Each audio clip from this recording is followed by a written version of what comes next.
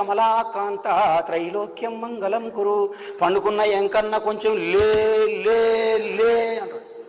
అంటే ఇటు లేమంటే లేస్తాడు, ఇటు పండుకోమంటే పండుకుంటాడు. ఉనే గాడ్, ఉనే భగవాన్. అవునా? పండుకోమంటే పండుకుంటాడు, లేమంటే లేచాడు. దేవుడు అవుతాడు, పనికి మానోడు అవుతాడు. అదే సాయంత్రం సుప్రభాతం అంటే ఏందనుకుంటారు మీరు? ఏంది అర్థం? అదే దానికి అర్థం. కమలాకుచ చూచుక కుంకుమతో నియతారు నితాతుల నీలతను విజయీ భవ వెంకట శైలపతే.